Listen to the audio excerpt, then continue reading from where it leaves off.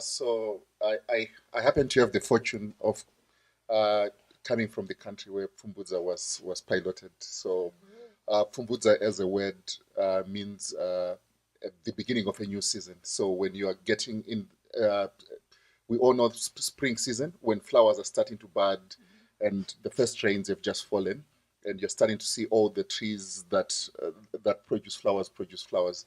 That whole season of trees producing flowers and giving hope of a coming season. That whole period is called Pfumvudza. That's what Pfumvudza means. Pfumvudza means the beginning of a new season.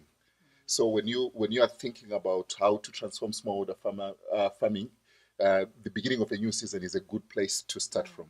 And then when you are thinking about the challenges that are faced by a number of smallholder farmers, I think I was talking to a certain group on Tuesday, and I was explaining uh, there's a natural tendency to think that farming is about farming a lot of acres, which is a very bad misconception. And we throw away resources and we waste resources both from a land resource perspective, but also from the inputs that we put into the land.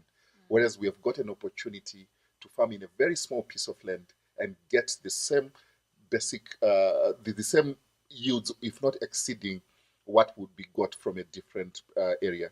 So when you look at the basic principle of Pfumvudza, the founders of the technology, when they did it, they will tell you that out of an eighth of a hectare, you are able to get the same produce that you would get out of 2 hectares. So think about 4.6 acres. What you would get from half an acre is what you'd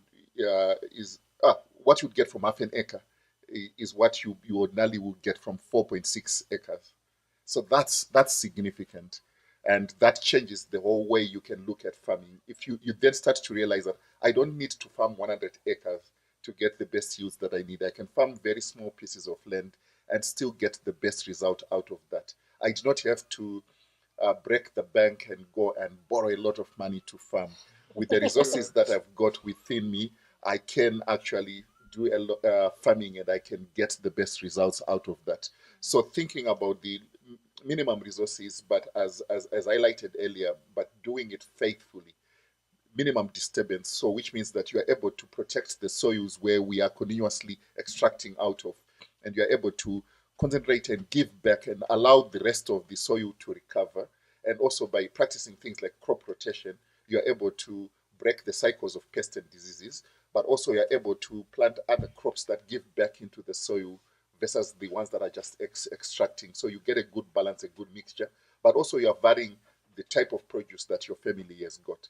By using mulch, you are breaking the impact of the raindrops. You know that when rain drops on bare soil, it has got such an impact that either hardens the soil, the sun hardens that soil, the wind blows over that soil and removes all the topsoil. But when that soil is well covered, that the impact of the rain is slowed down. Rain doesn't just run off when it falls. It is able to seep into the soil and be absorbed better, which means that all the nutrients that are in the soil are retained where they are. But more importantly, once that rainwater has seeped into the soil, you are able to retain it because it does not evaporate fast because that ground is covered. But other points that were raised by the previous speakers are also very true, where you are talking about there's a reduction in the weeds that are growing around that area. So where you were putting a lot more effort into maintaining weeds, you are not spending that much resources and time into maintaining weeds. But also more importantly, can you imagine the savings that you are making out of not having to bring in a tractor to till land that you don't need to till? You are just going in with your hoe, you're just digging when you have measured and accurately measured and you've slashed the field, you're able to go and dig in the holes where you just need to plant. And you do not disturb, you do not cause any other problems on that field.